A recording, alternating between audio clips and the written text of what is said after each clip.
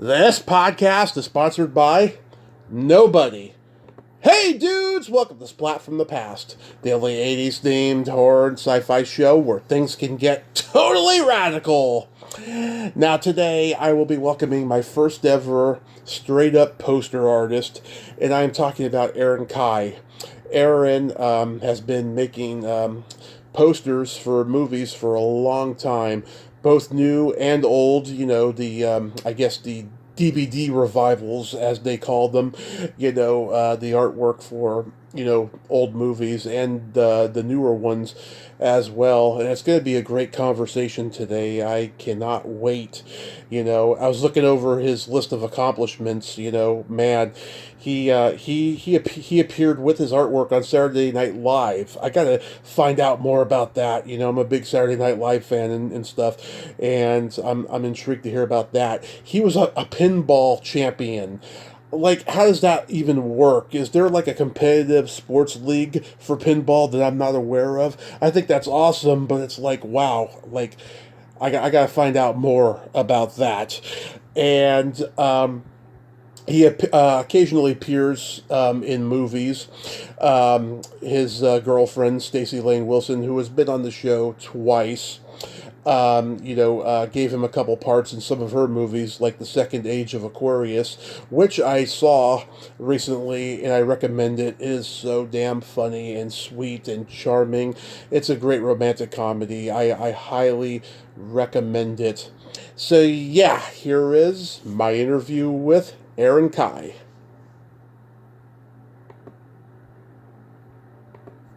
Hey Aaron, welcome to the show. How are you tonight?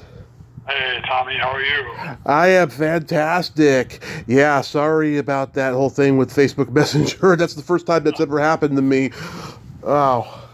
Oh, no, it's all good. It's all good. Yeah. Thanks for doing this, man. You're my first poster artist I've had on. The closest I've had to a poster artist before was Mark Chavez, who does the 3D posters, but that's a whole different skill set. That's like carpentry and building, Yeah. Well, thank you. I'm honored and flattered at the same time. Thanks. Oh, absolutely. So, going back in time, you love action and martial arts movies. Like, what were the first ones that impacted you as a child? Oh man, probably the first one that everyone saw was Five Fingers of Death. Yeah. That was the beginning of it all. In fact, I actually have that poster. I have an original Five Fingers of Death poster. Mm-hmm. That So I remember seeing the ads in the paper, and everyone was talking about that movie because it was distributed by Warner Brothers. It was the first martial arts movie that was distributed by a major Hollywood studio. This is way before the Bruce Lee films came, Mm-hmm. and it was pretty violent. Everyone was talking about it's pretty gory and over the top. You look at it now, it's very dated, but it was unlike anything we had ever seen before. So everyone was telling everyone to go, "Oh, have you seen Five Fingers of Death? Oh man!" And when I saw the ad in the paper and the artwork, and it just it was just that just kind of like I was like, wow. First, I want to see that movie, and then when the Bruce Lee movies came out, I remember I saw Bruce Lee at a drive-in double feature. Mm-hmm. And then a couple weeks later, he died. I remember my mother reading the newspaper and telling me that he had died. And I was like, wow. And then I'm watching TV, and the TV spot for Enter the Dragon comes on. Mm-hmm. And I remember going to a movie lobby, and they had the poster in a coming soon frame. And just seeing that artwork, and that really did it. That was like, I want to do that. And I think I was all like 11 years old maybe, and that was it for me. It was some the paint, because it was done by it was a painting, and I was just taken. It was one of those things that changed my life, changes one's life as like musicians hear a song, and actors they see a movie. And me, it was everything: seeing the movie, seeing the poster, and those two things. Yeah. I know how it is. The first moment I saw Sam Kinison when I was 2 years old, I wanted to be in comedy. I was only Oh, two, really? but I was mesmerized by that scream. You know? And you were too. Yeah. Wow. Yeah. He was back to school. I remember seeing him back to school on Quincy. The best. Yeah. The Oh, yeah. best. He hosted Saturday Night Live not long after that and did a sketch where he's like an elementary school teacher and he tells parents that their daughter is stupid. It was so hilarious. Oh, right. Yeah, and I think that's probably where they took that and they put it in back to school where he was the history teacher and they did that. Yeah, that was hilarious. Yeah, it's brilliant. But yeah, like Enter the Dragon is like one of my top 10 favorite movies of all time. I mean, from that opening scene of Bruce Lee teaching that young guy karate, how did that feel? Let me think, and then hits him upside the head. So funny. It's like a finger pointing away to the wall. I mean, when that movie came out, I grew up during that whole martial arts film craze, and everyone was wanting. I wanted to be Bruce Lee. I thought I was Bruce Lee. I mean, I saw Chinese Connection and Fists of Fury at a double feature at a drive-in in New Brunswick, New Jersey. Never forget. And I was like, I never saw. All I knew he was Kato from the Green Hornet. And I was like, who is this guy? I said, I know this is Kato, but oh my God, I found my hero. This guy went home like everyone else, made a pair of nunchucks. I wanted to learn karate, and then all kung fu and all this schools were popping up everywhere, and guys were walking around with the kung fu slippers and the black kung fu tops with the white frog lace buttons, and everyone's making all these sound effects. It was just a time of this craze that we never, of course, never saw coming, but just it was cool. And coming out of the theater, everyone's thinking they know karate after seeing the movie and doing it in the lobby, and it was a great time. And there's no better climactic showdown than at the end of Enter the Dragon. I can't think of another one that has one that good since. Yeah, in the Hall of Mirrors, and actually the producer at Weintraub was having lunch with I'm not sure if it was the director Robert Klaus but they were in this restaurant, and they had all these mirrors up, like they were just kind of like in a row. Mm-hmm. And he looked at it and he said, what if we put that, it just gave him this idea. He said, what if we had Bruce in his Hall of Mirrors and he's trying to find the villain? Like that's where they were having lunch and they saw these mirrors in this restaurant, and they incorporated that in. And of course the track by Lalo Schifrin, the best. I got to interview the still photographer of Enter the Dragon, Dave Friedman, and that was like the only movie of his resume that he had true regard for. He was just so bitter and just saying, I hate that movie, but Enter the Dragon, he was fixated on. I mean, he loved talking about Bruce Lee and working with him on that movie. Oh, yeah. Now, did he, because there's a pictorial, I mean, I had the book, The Making of Enter the Dragon, but there's a pictorial book called, and I believe it's probably by him, mm-hmm. Called Enter the Dragon, A Photographer's Journey. Yes. And it's out of print. I looked everywhere, and I was like, when it came out, I thought, I should have got it when it came out. And now it's like you can't find it anywhere. But it's a thick book, and I mean, now you can just kind of see pictures online on Instagram. Still, 1973. Yeah, or a used bookstore. Exactly. Yeah. But the whole just seeing the artwork on the marquees, like in Times Square on 42nd Street, the Deuce, mm-hmm. and all they played there was pornography, martial arts films, horror films, and blaxploitation films. Oh yeah. And and of course, I mean the porn films they were in a branch on their own, but they would combine a black, like it would be like Foxy Brown mm-hmm. paired up with the Chinese Connection, or Shaft paired up with Five Fingers of Death. It was just because they noticed it caught a market in the the urban neighborhoods, and that, and like how it was just so beloved, and so yeah, it was fun. It was a fun time, yeah. Yeah, oh yeah. Jerry Lewis quit making movies because his movies were on double bills with porn movies. It was disgusting to him, so he quit making them. But then when the industry started changing by the late '70s, he went back and made a couple more movies. They barely went anywhere, but yeah, he's just like a Jerry Lewis movie on a double bill with Deep Throat. You know? Yeah, that is. Some guys are probably like, "Hey, I'd go see that." Yeah. So you're a Cannon guy. You like all the Cannon films? Yeah. Well, what's interesting, bringing that up, I recently did I painted a movie poster. This movie called Riverband came out in 1989, and they're re-releasing it on 2K. It stars Steve James. Okay. From American Ninja, and director Sam Furstenberg, him and a producer commissioned me to do it. And I met Sam they just recently had a 40th anniversary screening of Breaking 2 Electric Boogaloo. Ah. Sam directed that. He directed American Ninja 1 and 2, and Yep. Jim the Ninja, and which was probably my favorite ninja movie. And I remember meeting him and talking with him, and when I went to, we had talked over the phone about the poster and everything, and now I'm available to him on a podcast. And I said to him, when I was in college, a friend of mine had a VHS player, and this is 1983, and I was like, big time, wow, you got a VHS player, man, that's you.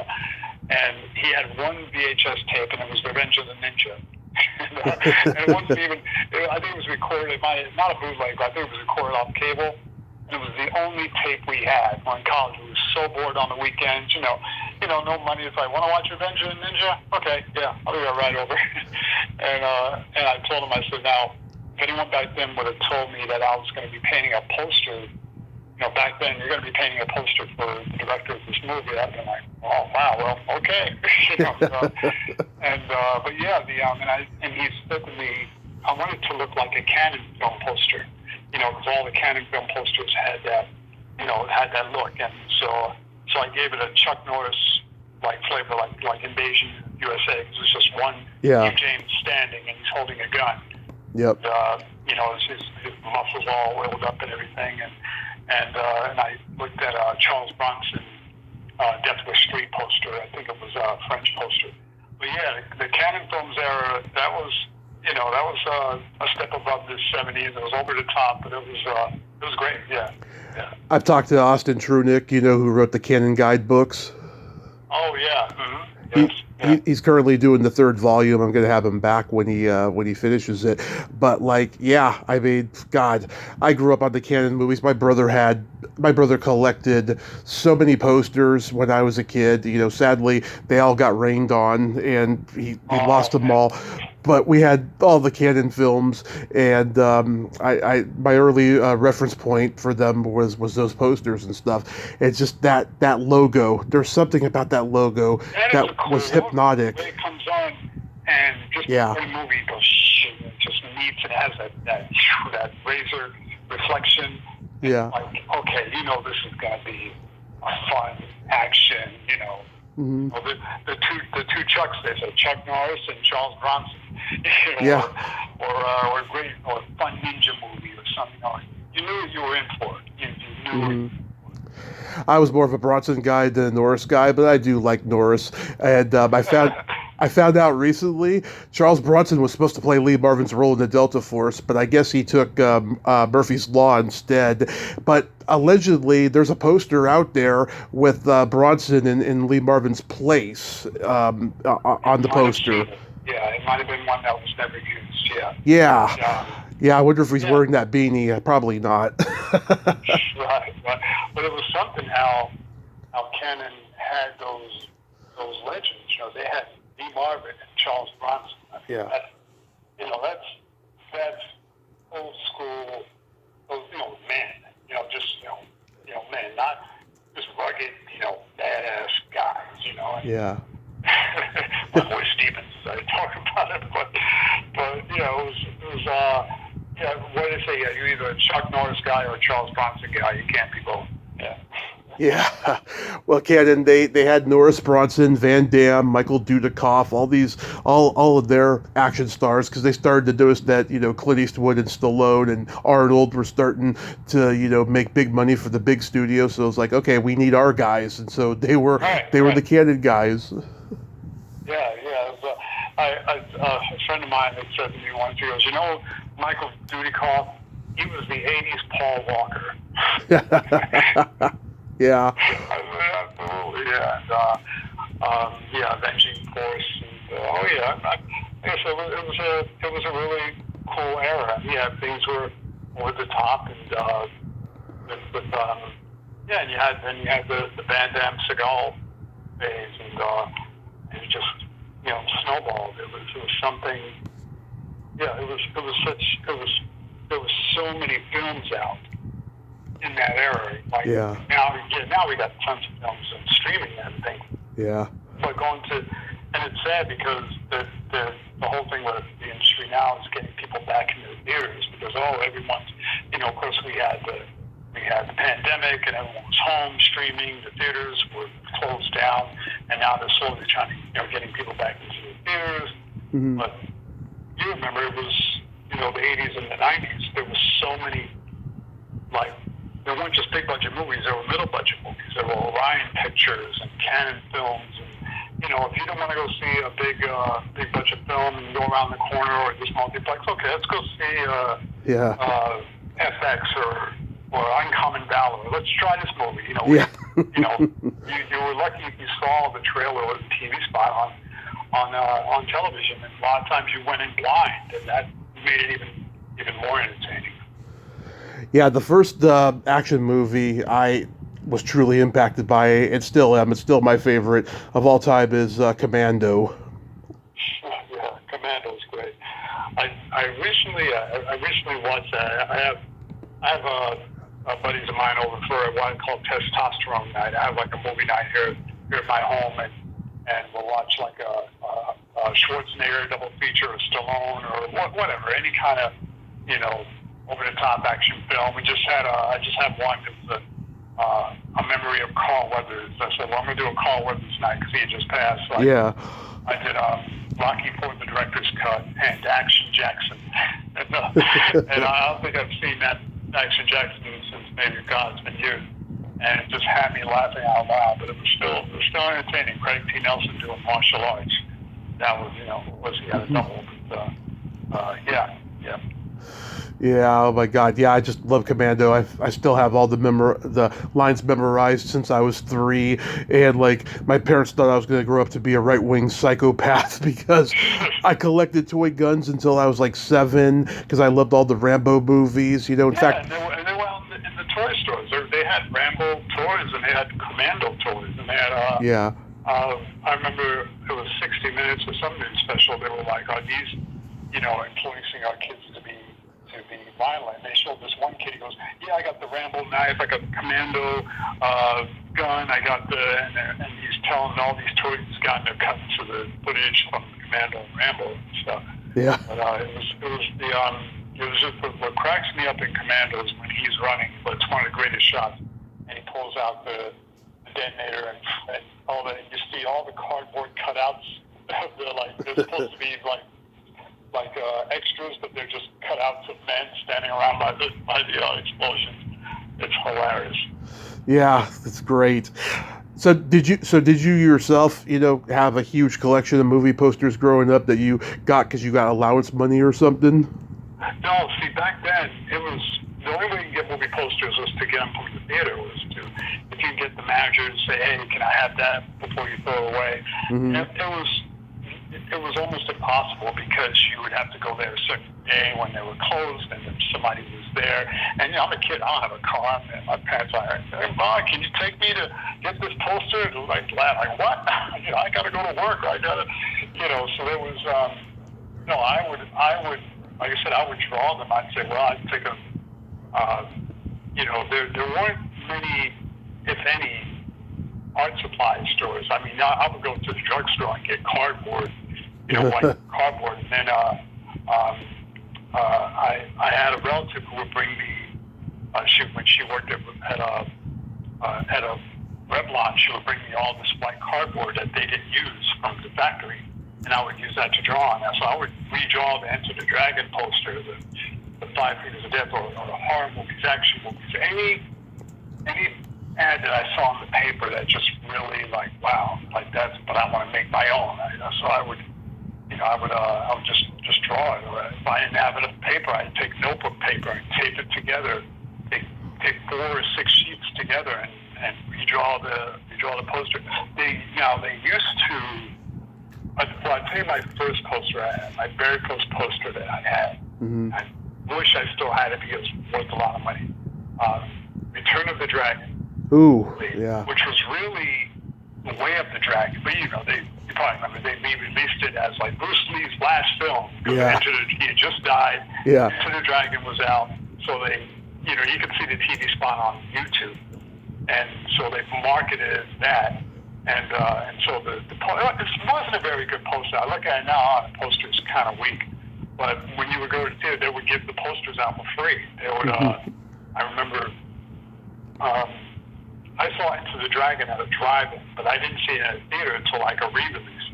But I remember a neighbor of mine came back with the black and white Into the Dragon. It says Into the Dragon. It's a soundtrack on Warner Brothers Records and Tapes. I'm like, oh my God! Oh yeah, they gave these out at the theater. They're free. I'm like, what? Yeah. Go back and get one. But when Return of the Dragon came out, I said, I'm going. I said, because I think it said in the newspaper, 3 posters given, when you come. So that was my very first poster. And then as the 80s, when the video stores opened up, I used to comb the video stores and say, hey, can I have that poster when you're done? You put the poster in the window or whatever, and be up for a few weeks. And most times they were like, yeah, come back in a few weeks. Yeah, I'll set it aside for you. In fact, I have a Terminator video release. It's a Terminator exclusively on Thorn EMI video cassette. I have that, by the way. I have that. I have that VHS. Yeah. Oh, you have VHS. Oh wow, that's yeah. Yeah. Yeah. But it's basically the one sheet, but they just had that label, dangling on it. And that was. And I had a couple of Jackie Chan posters. And some the Terminator I still have. I still have an original Die Hard, again from a movie posters, a video store, and some of them just kind of got lost from moving and just from over the years being thrown out by mistake. But now I have quite a bit. I have a pretty, I just need to frame more. I need a bigger house to frame all. Yeah. Yeah. Yeah, I got a video store in my room. I have all the Thorn MI tapes. I got CBS Fox Video, everything, because this is all the stuff I rented as a kid, and now I get to own it. Yeah. So that's all we had back then. A VHS now. VHS tapes. I have an FX, or RKO video that I got from Colony Records in Times Square, which closed down. Yeah. It comes in the big, huge shell, the big VHS shell. I have a Black Belt Jones, Jim Kelly, that he signed for me. I met him a couple of times, actually. He was a super nice guy. Just, it was like, he passed not too long after that. This was years ago. And, talked about Enter the Dragon. Yeah. Everything. So I saw Black Belt Jones at a drive-in. And on the marquee, it said, keep up with the Joneses. It said Black Belt Jones and Cleopatra Jones, double feature. And he just laughed out. I said, yeah, I wanted to be you, man. I had an afro like you, and I wanted a leather suit like you. And, this was all the heroes we had as kids, look up to, Yeah, I only started collecting posters about 8 years ago, seriously, and I've gone to cons to get them signed, and all of that stuff. What is your most valuable, your favorite, your the one that is your most prized? Okay, I guess it's not really a poster, it's more like a lobby card, and I don't really, it's obviously is a poster, but, it's just a still from the movie, but the 1960 Little Shop of Horrors, signed by Jonathan Hayes and Jackie Joseph. That is my most prized possession because anybody in my family will tell you I am a big Little Shop of Horrors fan. The original, the remake, I just love that. I love it. Oh, that's cool, man. That's cool. And that's always nice when it's a movie that's near and dear to you and you get some kind of artifact or some kind of original rare collectible, be it a lobby card, poster, signs, and everything. That's that's always like a priceless thing. Yeah, and I also have a Hills Have Eyes poster signed by Michael Berryman, and oh yeah, super nice guy.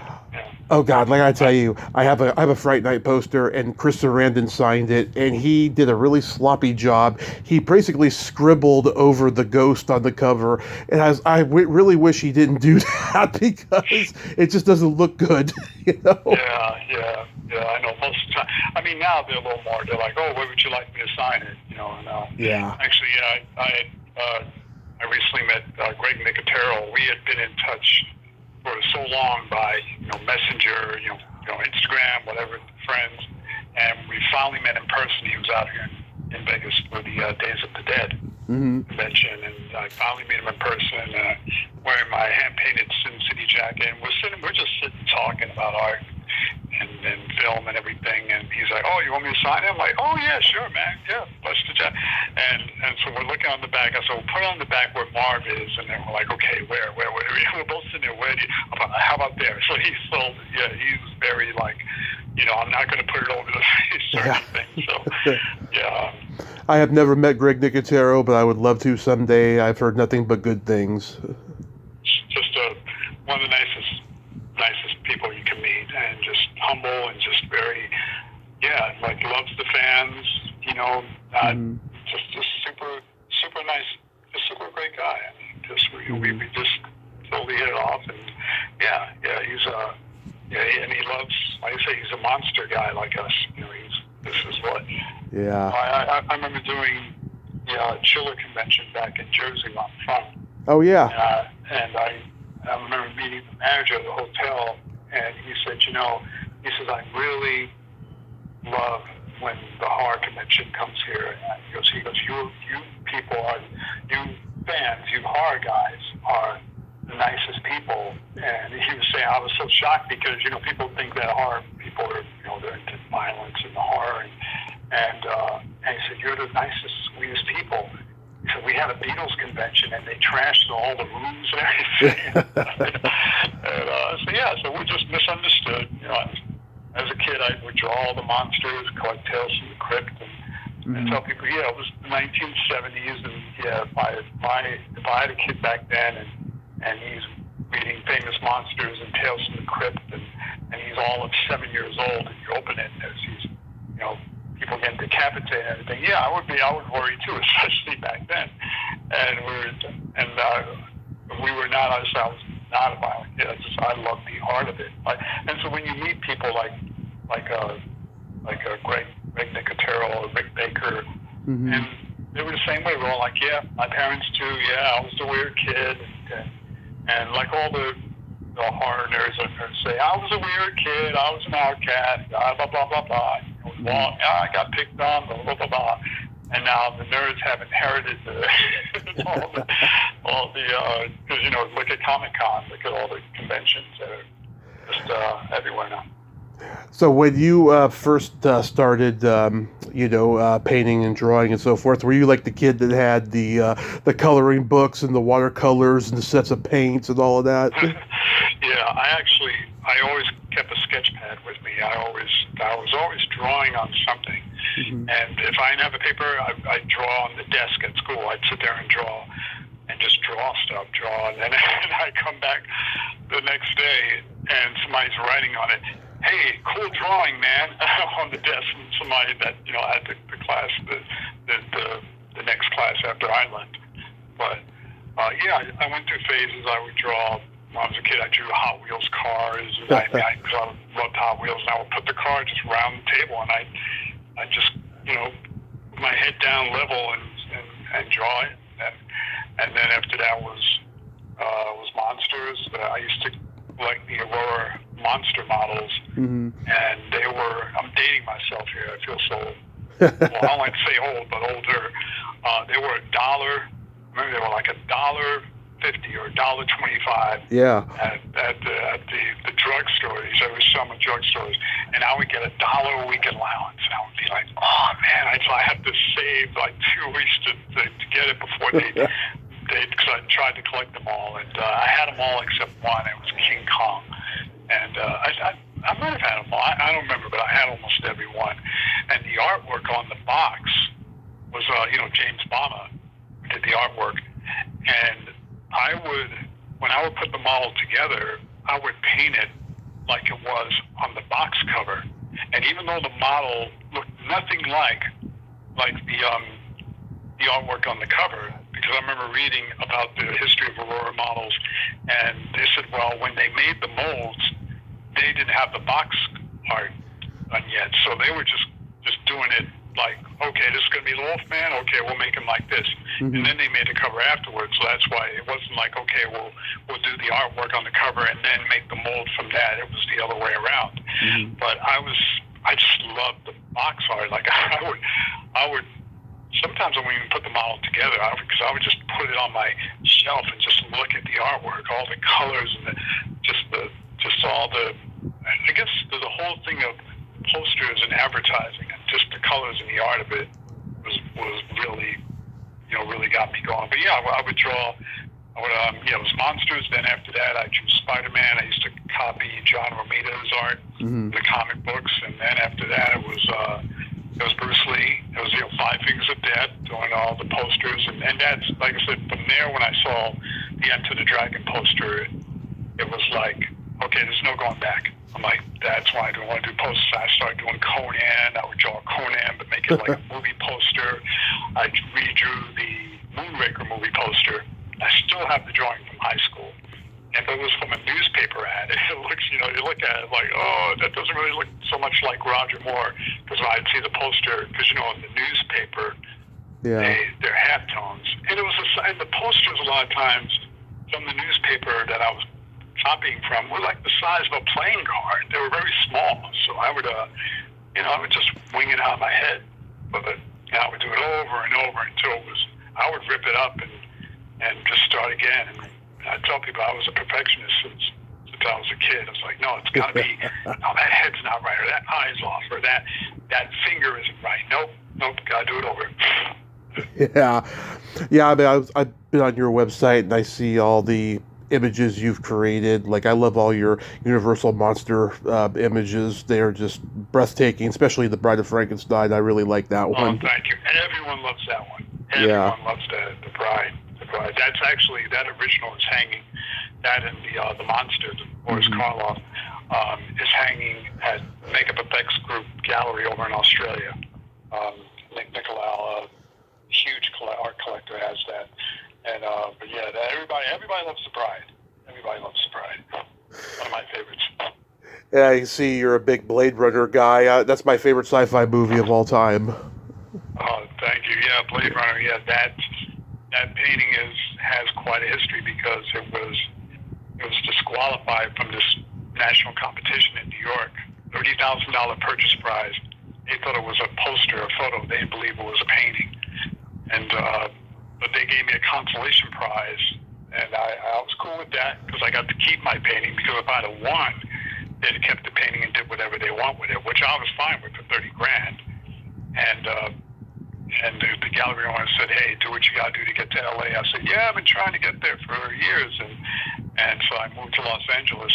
This was in 2005, and then about a year or two later, I meet someone at an industry party, and then I get this call from that person saying, "Hey, we want to feature your work at the 25th anniversary of Blade Runner." And so I'm there, and the cast and crew each got a copy of my painting, and I'm signing it. I'm meeting the producer. I'm meeting Sid Mead and Sean Young and Malcolm McDowell, all at the Bradbury Hotel where they shot the movie at a party. It was that painting. Was Paul there? Paul Sandman? Yeah, I met Paul. Yeah. I believe I met Paul later.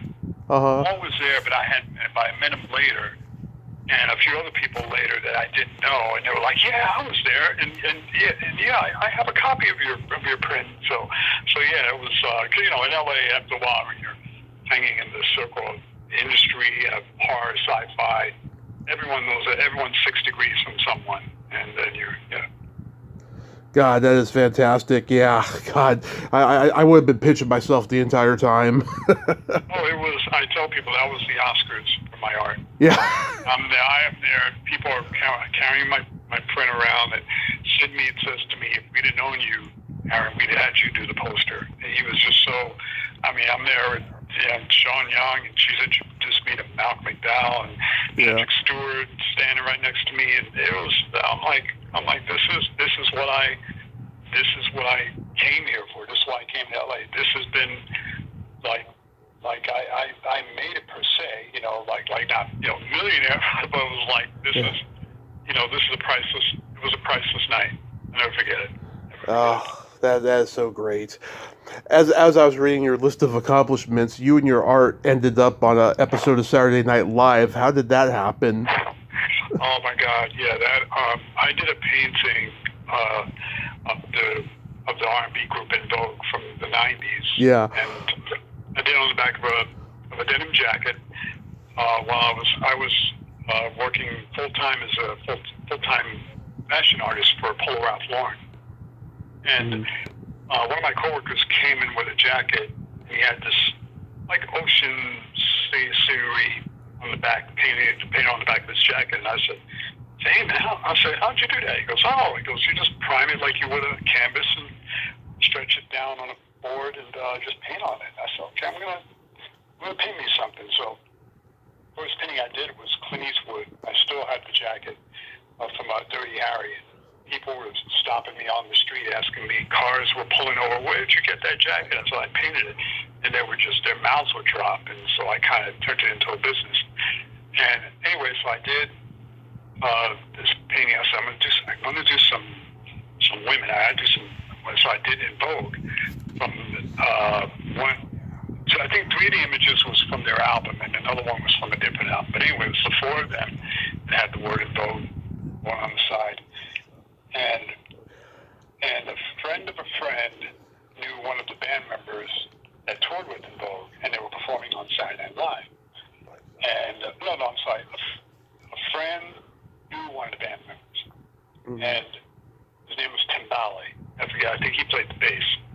And she said, "Oh, I'll see if I can get the jacket on there." And so gave her the jacket, and she took it to them, and he said, "Yeah." He says, "I don't know if they'll wear it, but maybe we can get on stage somehow." So they had the keyboard artist wear it, and so I'm at home, and she calls me. She goes, "I gave him the jacket. I'm going to pick it up later. We'll see what happens. And I can't promise anything." But I said, "Okay, cool." And so I'm home, and I'm watching Saturday Night Live, and they're like, "Ladies and gentlemen, In Vogue." And then there's a shot of them, and then they have the shot of Cindy, the lead singer, and right behind her is my jacket. The keyboard artist is wearing it, and his back is to the camera, so there's the jacket. And I went, "Whoa!" I was in the living room all by myself in my apartment, just I was pumping my fist. And what was crazy was that the keyboard artist, he turns around, he's playing the keyboard, and he looked like me. He looked like me with a hat on. and so I go to work that following Monday, and because I was telling people I work, it might be on Saturday Night Live. A friend of mine's going to try to get it on, and I go to work, and like, "Aaron, we saw you on Saturday Night Live. You were on there." I'm like, "No, that wasn't me. That was the keyboard. He looked just like me." And at that time, that was before I had this long hair. But yeah, that was something. That was fun. What year was this? Oh God, I believe it was 94. Whoa, that long. Yeah, New York City. Yeah.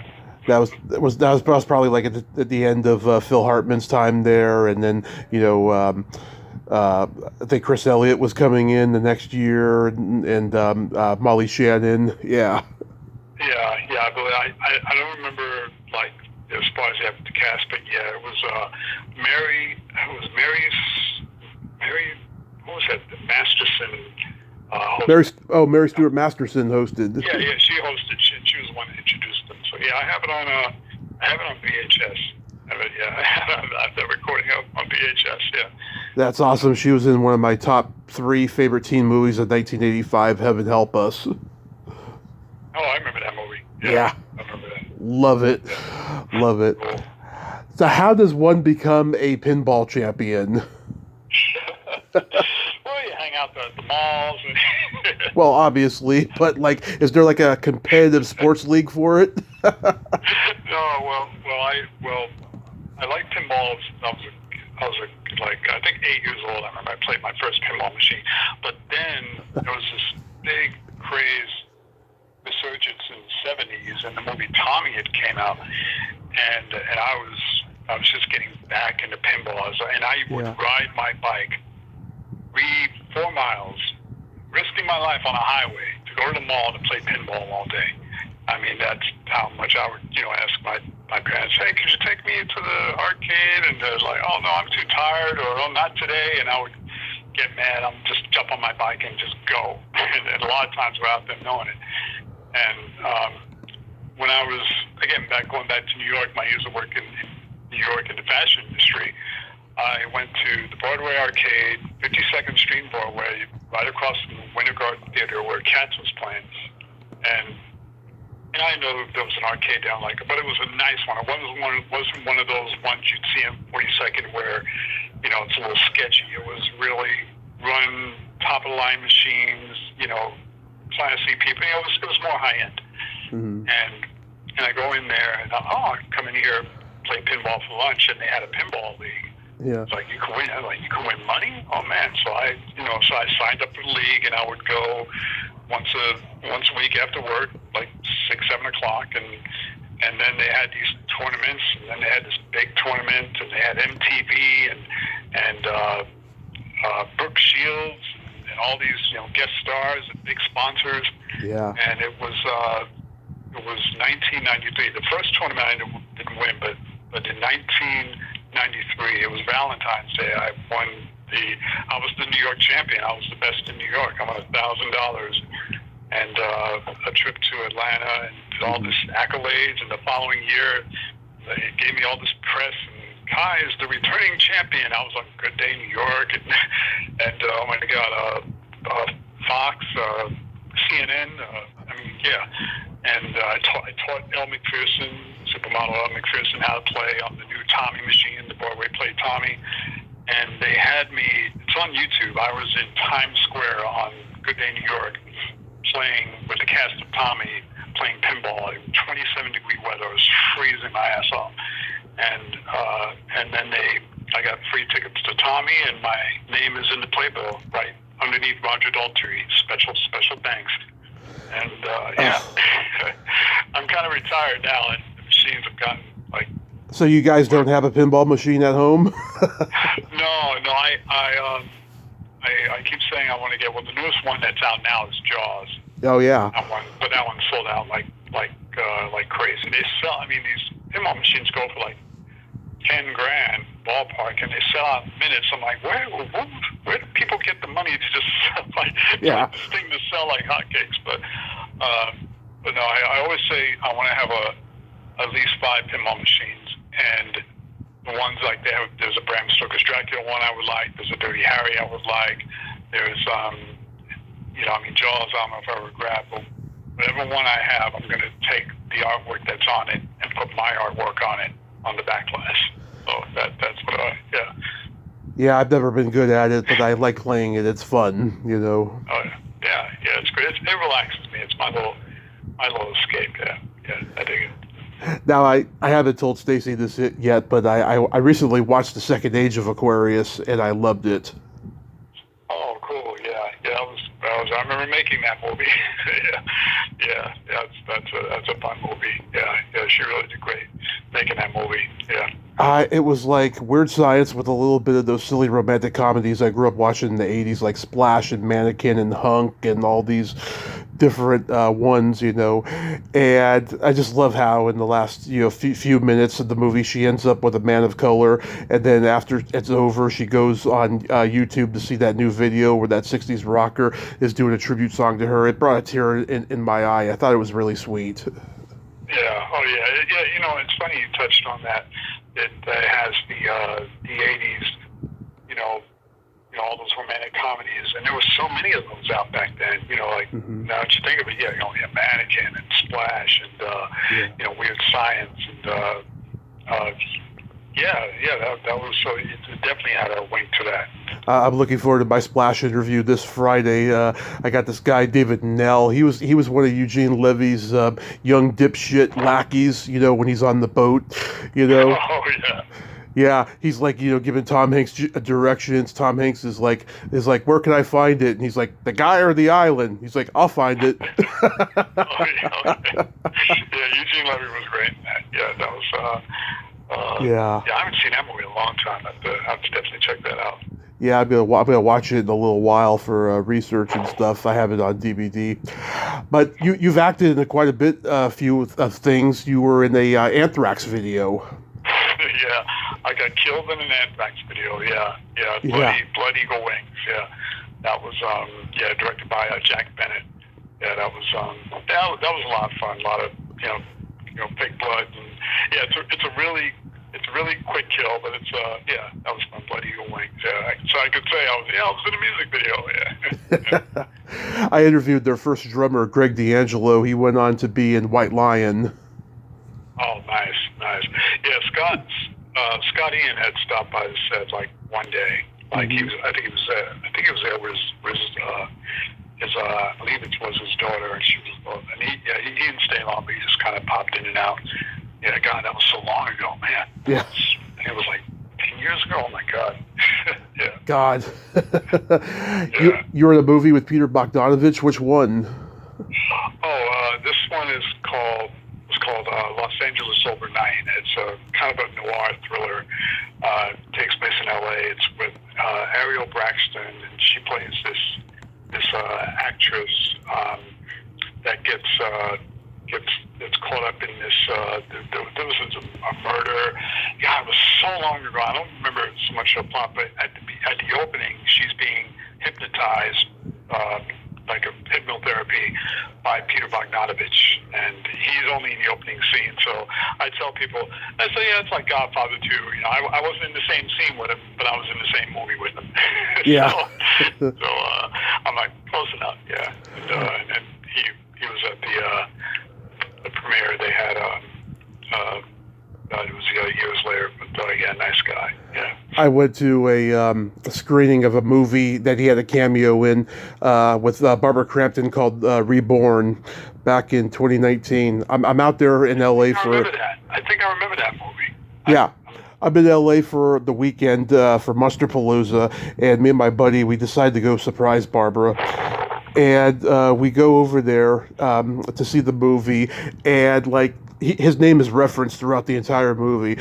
She's like, her biggest dream is to be in a movie directed by Peter Bogdanovich. And then you see him right at the end. You see her doing a scene in a movie, and then next thing you know, cut to Peter Bogdanovich yelling "cut," and it was so hilarious and so dry. You're like, cut. All right. Yeah. Where's my check? Yeah. And I asked her afterwards, I said, what was that like? She's like, it was really surreal because I wanted to ask him 100 questions about the Last Picture Show. And I would have been like, oh, I want to know about What's Up, Doc? That's one of my favorite comedies of all time. Yeah, he was, like I said, I wasn't there when he did the scene, the opening scene. Like my scene is very quick. I just play a casting director, but the lighting was shot by this cinematographer, Stefan Colson, and he's really excellent cinematographer. And he said to me, he goes, "That's one of my favorite shots in the movie is you." I say, "Yeah, I have one line, but hey, it looks cool." I say, "Hey, make me look cool. I'm fine." Yeah. Yeah. Oh, that's so awesome. So, are you doing any conventions coming up? No, I'm actually right now. I'm just painting.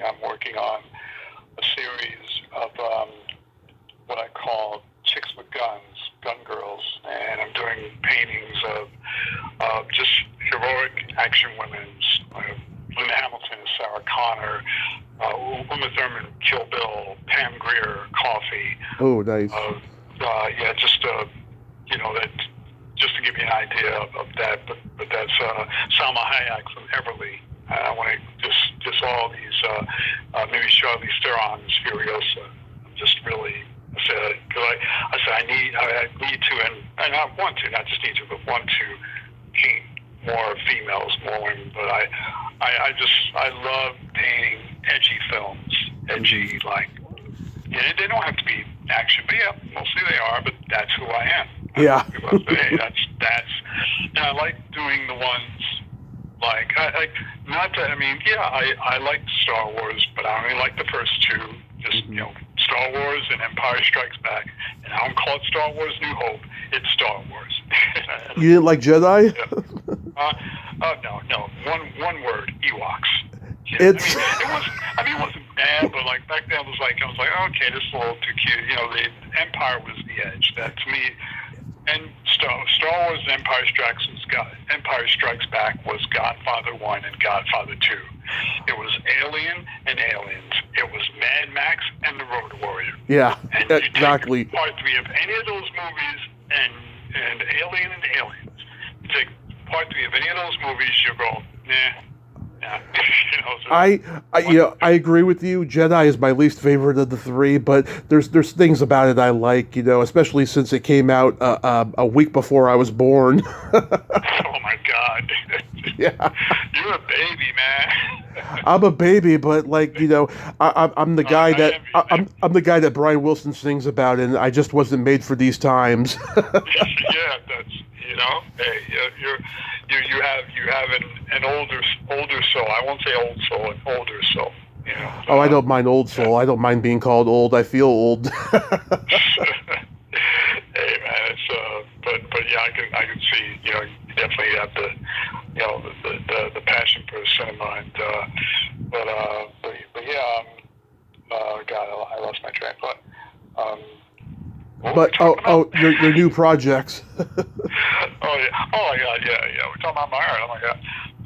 Yeah. So those that's what I got coming down the pike, and there's a new movie that's going to be streaming soon, co-written by Stacy and directed by Stephanie Paris, called "Don't Get in the Car," and it's a really cool noir thriller. It takes place one night in Los Angeles in the 1970, I think it's the 74 Lincoln Suicide Doors, and it stars this woman. Her name is Jenny Mae Walker, really great actress, and she gets a phone call that her daughter's been kidnapped, and she has to drive throughout the night and pick up all these strange passengers, and when each one that gets in, there's something I'm not going to give away, but I'm one of the passengers, and I'm kind of like I'll just tell people it's my John Wick moment. Nice. It's one of the I'm like, if I don't do any other film, I'm like, that's one I'll go out on. But yeah, that'll be streaming later this year. Oh, that's so awesome. It can't be too out of the realm of possibility that when I used to go to Monsterpalooza twice a year, I probably saw you there. Yeah, I mean, I haven't done Monsterpalooza since I lived in Los Angeles, and it's I think the last one I did might have been Halloween 40. I did that in Pasadena, the Halloween 5-year anniversary. They have every 5 years, John Carpenter's Halloween, and they have a huge convention in Pasadena. Yeah. But I believe the last. I did Son of Monsterpalooza in Burbank, and I really don't really do the conventions much anymore. Right now, I'm focusing on having a solo exhibit here in Las Vegas, just a pop-up exhibit. And because I used to have exhibits at the ArcLight Cinemas in Los Angeles, and unfortunately those closed down from the pandemic. But I believe they're opening up the one in Hollywood. I think Quentin Tarantino might have bought it, or there's been talk about they're going to open up the Cinerama again. But those were I love those because they had a gallery there, and I would have these solo exhibits, a movie. It was in a movie theater cinema. In fact, one that I did in Sherman Oaks, I met Dorian Hayward. Mm-hmm. He just came in, he walked by, and I met him in the lobby. I just walked up and said, Dorian Hayward? He said, yeah, Full Metal Jacket. And we just started talking, and then he walks by later. He goes, Aaron, this is your artwork? I'm like, yeah, oh my God, it's beautiful. But yeah, that was, so those, it was a different, like, time back then as far as everything being open, more of the theaters open. But yeah, so that's what I'm doing now, is painting badass women, and of course always painting other movies. I love how you say I paint the movies. It sounds so much like a Barry Manilow song. Oh my God, that's hilarious. That is true. I paint the movie. Let me stop. I can't say. Yeah. I'm not going to do that. He's here in Vegas. I think. Oh yeah. Yeah. He's still going. Yeah. How long you two been in Vegas now? 4 years. 4 years. So 4 years. Was it the pandemic that made you leave LA? Yeah, and other things. Well, it was the LA was changing. It was before they had the riots there, and it was just starting to, a lot of homelessness and just more and more expensive to live, and so we and it's the last place. To this day, I'm like, I can't believe I live in Las Vegas, but it was one of the best moves because people here are friendly, and I get LA. Everyone's an actor, trying to be an actor, trying to get in the industry, and here it's totally different. But the trade-off is the heat. It gets brutal here in the summer. That is the trade-off. But people are migrating. The industry has migrated here. A lot of friends have relocated. Our friends have followed. So and then every other month we hear someone, we're moving to Vegas. I'm coming to Vegas. Yeah, I mean, I gave up on my dream of living in LA, but I still love going to visit, and I'm definitely going to, hopefully this year.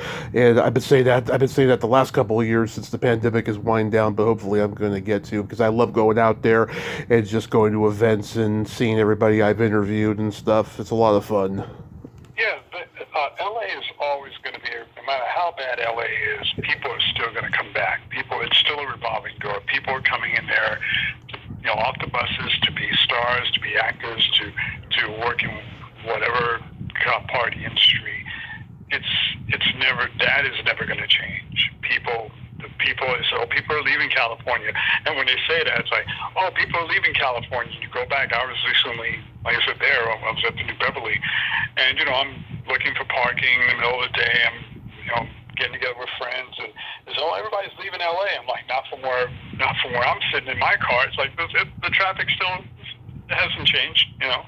Yeah. It's a beautiful. It is still. I'm not going to knock it. LA is still a beautiful place to live. I mean, it's sunny. The beaches are beautiful. It's Los Angeles. On that note, Aaron, thanks so much for doing this, man. You were great. Hey, Tommy, thanks for having me, man. This was a lot of fun. Love talking film anytime and art. It sure was. Yes, you have a great night. Happy Easter. Be safe and tell Stacy she's awesome. Definitely. You have a great one too, Tommy. Thank you, sir. Be in touch. Bye-bye. Well, there you have it. Aaron Kai. Ain't he a cool dude? Oh, my God. What a class act gentleman. Oh, my God. Stacy is a lucky gal, and Aaron is a lucky guy. Oh, my God. It was great talking with Aaron today. And, oh, my God. I look forward to see all the amazing stuff he's doing in the future. He is a true, true artist. Oh, my God. Stacy is a true artist as well. Well, until next time, this is Tommy Throwback Kovac saying there's no shame in living in the past because the present sucks. Later, dudes!